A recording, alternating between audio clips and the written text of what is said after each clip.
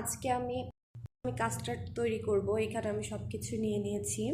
এখন ফলগুলো কাটবো সুন্দর করে। আসসালামু আলাইকুম। লাইভে যাওয়ার জন্য অনেক চেষ্টা করলাম, কিন্তু তারপরে লাইভে যেতে পারিনি।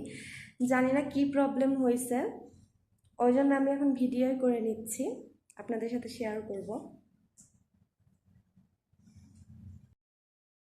অনেকবার চেষ্টা করছি, তারপরে লাইভে যেতে পারিনি। 2-1 সেকেন্ড লাইভ হয়ে বারবার কেটে যাচ্ছে। তো আমি এখানে কাস্টার্ড তৈরিতে এই কাস্টার্ড পাউডারটা ইউজ করব।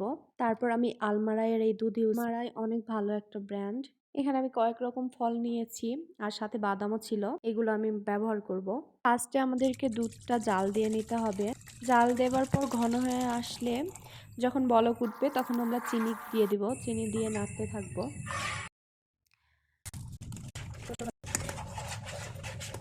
আমি এখানে একটা বাটিতে কাস্টার্ড পাউডারটা নিব, নিয়ে প্রথমে ঠান্ডা পানি দিয়ে, কারণ আমরা ডিরেক্ট যদি পাউডারটা দিই তাহলে দলা দলা হয়ে আসবে, এই জন্য আগে ঠান্ডা পানি দিয়ে গুলিয়ে নিয়ে দিতে হবে। এই যে আমি এটার মধ্যে ঠান্ডা পানি দিয়ে দিছি, কালারটা একদম চেঞ্জ হয়ে গেছে। তাই এইগুলো হলো দুধের মধ্যে দিয়ে দিচ্ছি। আর আমি পরিমাণ মতো ভ্যানিলা এসেন্স ইউজ করব। এখন কিন্তু একটুও থামা যাবে না, নাড়তে থাকবে।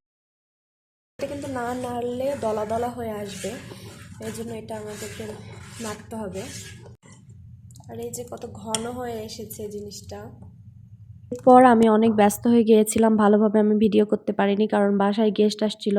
টুকটাক যেটুকু নিয়েছি সেটা আপনাদের সাথে শেয়ার করলাম। কেমন লাগলো আমার এই ছোট্ট ভিডিও সবাই কমেন্টে জানাবেন। সবাই ভালো থাকবেন। আল্লাহ হাফেজ।